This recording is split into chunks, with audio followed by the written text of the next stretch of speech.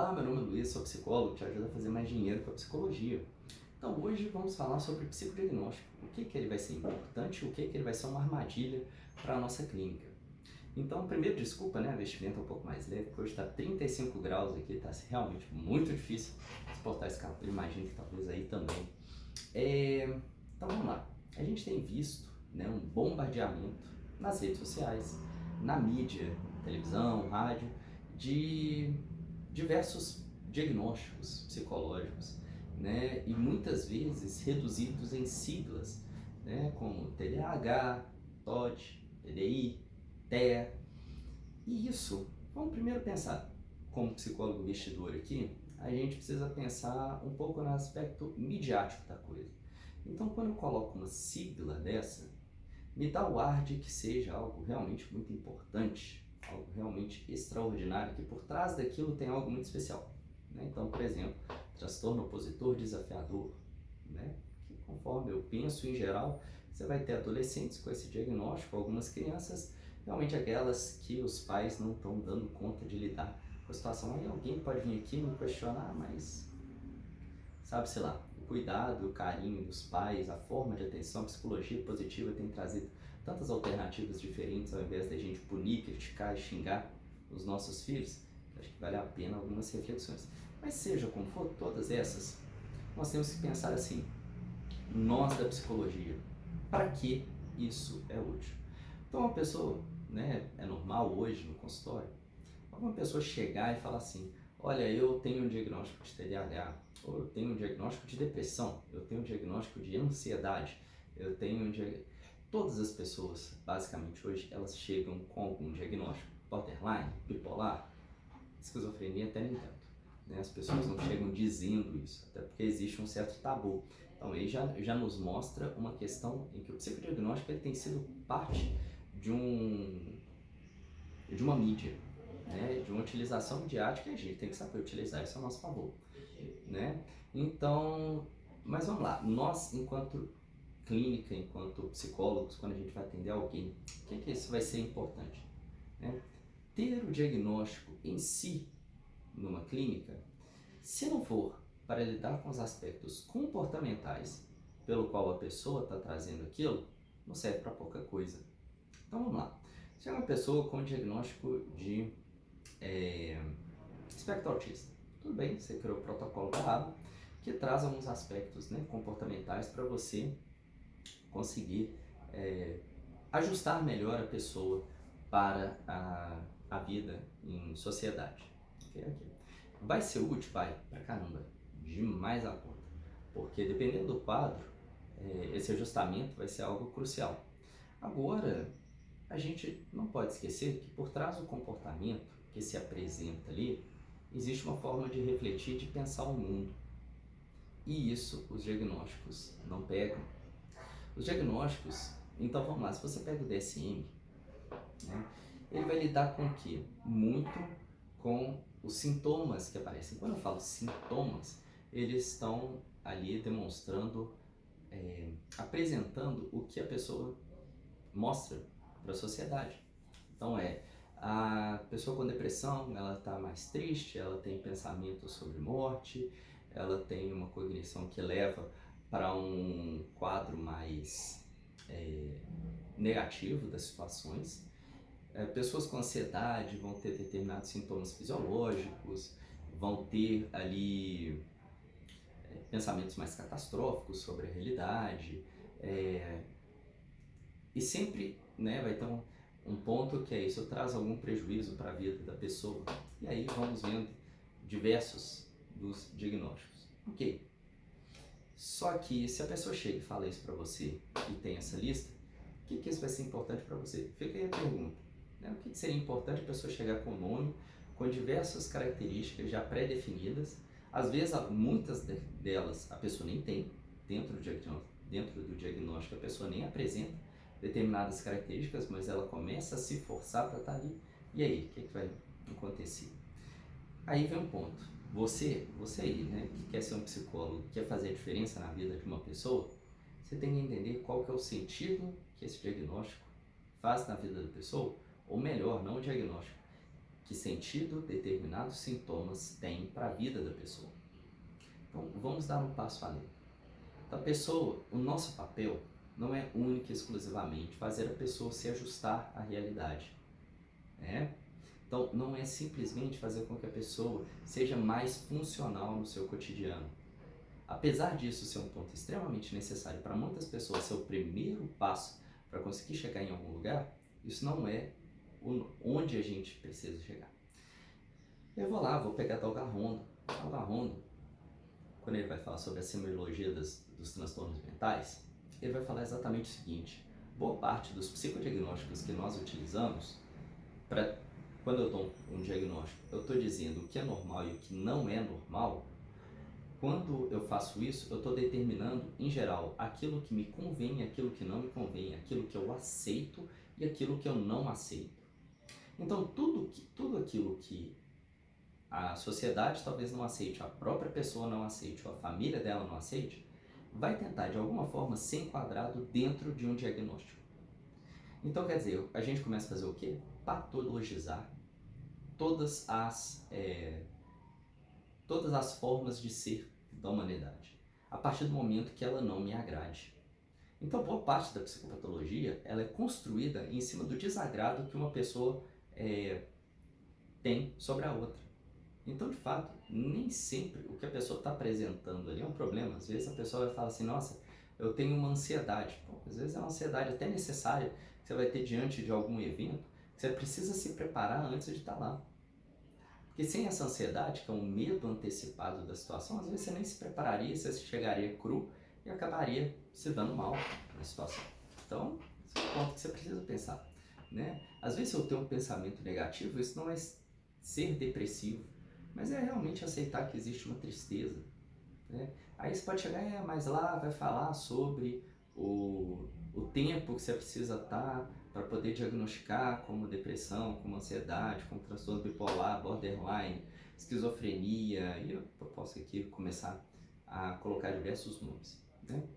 E qual que é o outro problema que eu tenho quando eu dou esses nomes? Então, a partir do momento que eu não estou preocupado com o que tem atrás, eu estou preocupado só com o fenômeno que está aparecendo ali na minha frente, né? Eu vou limitar a pessoa dentro daquele espectro ali, né? Então a pessoa é aquilo, né? Ou a pessoa é esse diagnóstico, e a pessoa começa a agir de qualquer forma. Eu sou deprimido, eu sou borderline, eu sou esquizofrênico.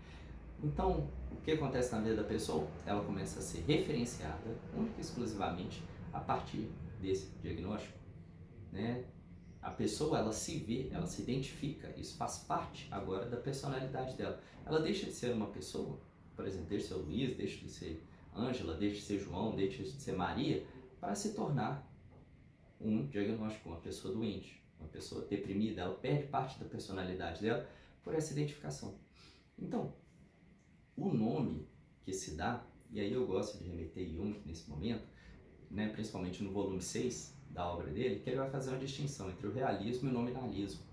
Então, boa parte desses diagnósticos, CID-10 e DSM, que a gente utiliza, eles acabam sendo tomados, eu não vou falar sobre a intencionalidade por trás de quem criou esses diagnósticos, mas eles acabam sendo tomados como verdades em si, né? Eles acabam sendo tomados como algo real e não como simplesmente uma vontade de determinados profissionais para ter uma certa facilidade de manejo com algumas situações.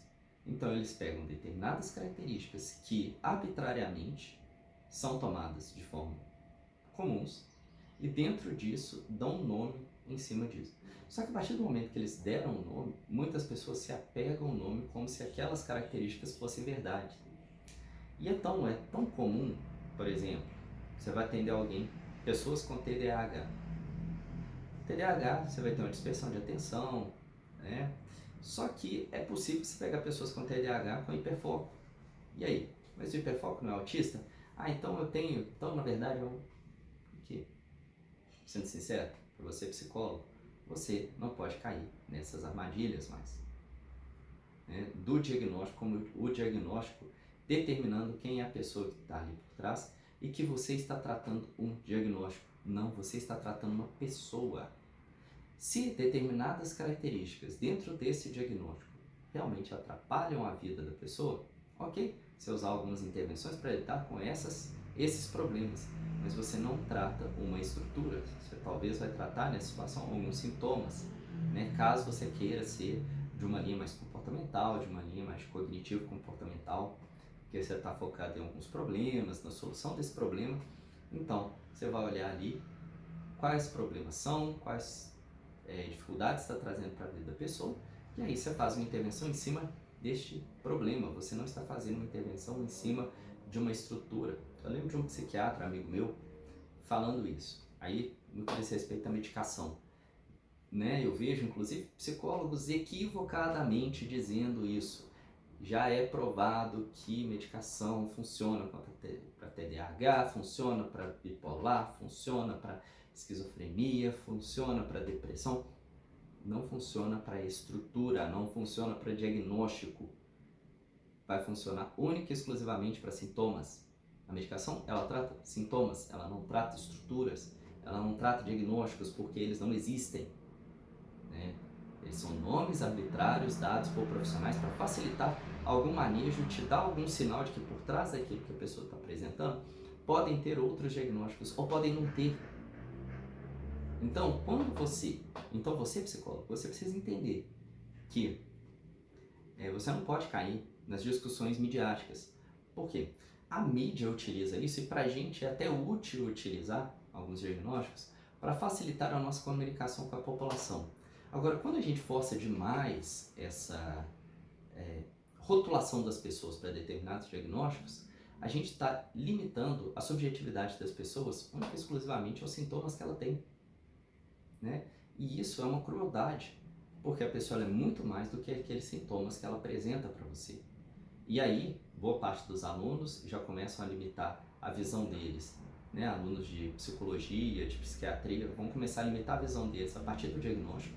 Então vai querer determinar como a pessoa pensa e age a partir desse diagnóstico.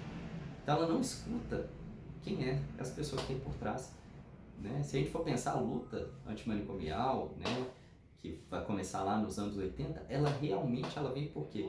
Escute a pessoa que está por trás desses sintomas que estão sendo trazidos. E esse precisa ser o nosso ponto. Se além dos problemas específicos, alguns sintomas, você está lidando com ele naquele momento, né, você precisa também entender por trás quem é essa pessoa que vive isso, né? A pessoa que se sente perdida porque todo mês que ela vai no médico, troca uma medicação dela, e aí todo o sistema, né, cognitivo dela começa a ficar dançado, porque em um momento ela começa a ter um tremor, no outro momento ela começa a ter taquicardia, no outro momento ela tem tonteira, num momento ela passa um mês melhor, depois isso baixa. Então tudo isso, né, existe até o movimento, né, dos sobreviventes da psiquiatria, por exemplo, eles acabam, né, tendo esse aspecto, porque muitas vezes para tratar o que se acha, acredita-se uma verdade, então tá aí, né, quem toma o diagnóstico como verdade, na hora que você tratar ele dessa forma, você vai ser muito frustrado. Ou a pessoa ela vai se sentir ofendida por ser enquadrada em um determinado diagnóstico. Existem momentos que até para ajudar a pessoa a lidar melhor com uma situação, o diagnóstico ele pode ser útil. Por quê? Quando a pessoa está muito perdida na vida dela, o diagnóstico em algum momento pode ajudar a dar um direcionamento para onde ela, né, para algum caminho onde ela possa perseguir, porque ela passou tanto tempo perdida, aí você vai escutar, nossa, foi ótimo quando eu recebi um diagnóstico e tal. Mas isso vai durar por um tempo, espero que dure só por um tempo, porque esse diagnóstico ele tem que ser útil só para dar um primeiro direcionamento, porque depois a pessoa ela precisa compreender que ela é muito maior do que esse diagnóstico. E se você, psicólogo, consegue fazer com que a pessoa compreenda isso, você pode ter certeza que, mesmo que alguns sintomas se enquadrem em determinado nosologia, né, diagnóstica, né, da psiquiatria, principalmente, né, menos da psicologia, entender que a gente está fazendo uso disso. Se a pessoa ela entende que ela é mais do que isso, ok, ela vai saber lidar, porque alguns desses sintomas permanecem, outros não. Eu lembro de Binswanger, né, que como analista existencial, falava isso para mim, o menos importante é o diagnóstico que a pessoa tem, mas quem que é essa pessoa que carrega alguns determinados sintomas ali dentro da sua sobrevivência, né? Então, isso vai fazer toda a diferença. Menos qual que é o nome que eu dou para alguma coisa, né? Porque esse nome, ele dá uma falsa sensação de que eu tenho controle sobre o que está acontecendo. E sendo que, quando eu rotulo a pessoa de um diagnóstico, corro o risco de ler, tanto eu quanto todas as pessoas em torno da pessoa, ou até a própria pessoa, a pessoa entender que toda reação humana que ela tem, de raiva, de tristeza, de medo, de alegria, que tudo isso é efeito do sintoma. E aí, com o aumento, né, dos neuropsicólogos, por aí vai, a gente ainda começa a achar que todas as nossas reações são apenas frutos de um exercício, de um efeito das ligações químicas do cérebro. Sendo que, se a gente volta para Maturana, que é um biólogo, ele vai falar isso. A nossa existência, ela transcende esse biológico. Então, quer dizer, muitas das vezes, é a nossa experiência, existência no mundo que vai trazer alterações. A gente precisa, obviamente, desse substrato fisiológico para sustentar esses processos que acontecem. Em alguns momentos, esses substratos vão determinar e direcionar algumas reflexões que a gente tem, mas a nossa experiência vai além desse substrato. Ele nos dá o suporte para ter experiências que transcendem a ele mesmo e o transformam de uma determinada maneira. Então, quando eu falo de diagnóstico, eu não estou sendo determinado por uma biologia, por uma fisiologia. Eu tenho determinados sintomas que me aparecem ali, que eu vou precisar prestar atenção neles, ter um foco, né? Pode ser que alguns problemas eu tenha que resolver de uma forma mais intencional, e outros eu vou simplesmente precisar entender quem que é essa pessoa que existe por trás desse diagnóstico. Porque o diagnóstico, eu lembro, no meu mestrado, eu fui estudar o que era esquizofrenia, simplesmente era basicamente impossível delimitar isso. Isso quando você vai em campo, né? Quando você trabalha com as pessoas, trabalhando num CAPS, porque a esquizofrenia ela poderia aparecer com sintomas negativos, sem nenhuma alucinação. Eu poderia ter sintomas positivos simplesmente com delírios, com alucinação visual, o outro com alucinação auditiva, mas eu tinha ali, sabe qual era o pior problema para eles? O medo de lidar com o mundo. Os sintomas, né, eram menos problemáticos do que ir para o mundo e precisar ir para um dentista, não conseguir fazer isso sozinho, se ver perdido porque eu tenho que fazer uma caminhada longa, não consigo ter um horário muito específico porque eu me perdia nisso, precisava sempre de um apoio, de um suporte. Isso era mais importante do que todos os sintomas que estavam ali, né? Que eram muito distintos. Eu tinha pessoas muito distintas enquadradas no mesmo diagnóstico e às vezes tomando a mesma medicação, e aí às vezes o diagnóstico ele surge a partir de uma medicação que é dada para a pessoa, né?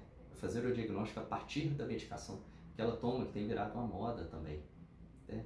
Então veja isso, tudo que a gente está tentando fazer o tempo todo é rotular a pessoa para enquadrá-la no espaço, e nós psicólogos não podemos fazer isso. Você que está aí nas redes sociais, vem as pessoas falando de determinados diagnósticos, você não pode cair nessa armadilha de achar que eles são reais, que eles determinam quem são as pessoas, e que a partir desse diagnóstico você já tem a previsão de como que ela vai reagir em todos os momentos, porque isso não é uma verdade. E tudo que ela vai fazer nesse momento é ver só parte dessa pessoa que está na sua frente. Então espero que você tenha compreendido que o seu papel é entender quem é essa pessoa que está por trás desse diagnóstico. O sofrimento que ela traz, às vezes, até por ter sido diagnosticada, por acreditar que tem essa doença, você vai precisar lidar com isso, né? Em alguns momentos, esse diagnóstico ele vai te dar um bom direcionamento para você ver quais são os sintomas que talvez a gente possa alterar. Ou se não, tem outros sintomas que eu simplesmente tenho que ajudar a pessoa a suportá-lo, a sustentá-lo. Por quê? Vai ser um sintoma, um problema, a partir do momento que se inadequar à realidade, mas ninguém é totalmente adequado à realidade, né? Torço eu que não seja, porque caso contrário a realidade não mudaria se todo mundo fosse igual e atendesse às expectativas do outro, né? Espero ter ajudado, espero poder dialogar muito mais. Esse foi um primeiro vídeo assim, falando sobre psicodiagnóstico, uma disciplina que eu adoro e também detesto ao mesmo tempo. Adoro porque eu falo de um aspecto do ser humano e detesto porque muitas vezes é utilizada de uma maneira para rotular a pessoa, prendê-la no lugar e não escutá-la. Já vi muitos pacientes meus chegando em UPA e o médico, né, infelizmente lá diz: eu não posso acreditar nada que ele diz porque ele é esquizofrênico. É muito triste isso. A pessoa passar por uma tristeza e ao invés do psicólogo acolher e entender qual a causa daquela tristeza, fala assim: ele é depressivo. Como se isso explicasse alguma coisa. Então espero que você não seja uma dessas pessoas, espero que a gente possa vir junto para realmente transformar essa realidade que, infelizmente, por mais que os nossos livros, nossos manuais de psicodiagnóstico estejam cada dia maiores, a gente só tem pessoas cada vez mais doentes na nossa sociedade. Então a gente precisa ajudar as pessoas de fato e não ficar focando só nas doenças que elas têm. Tá certo? Espero ter ajudado nessa discussão. Um grande abraço e a gente se vê no próximo vídeo. Até mais!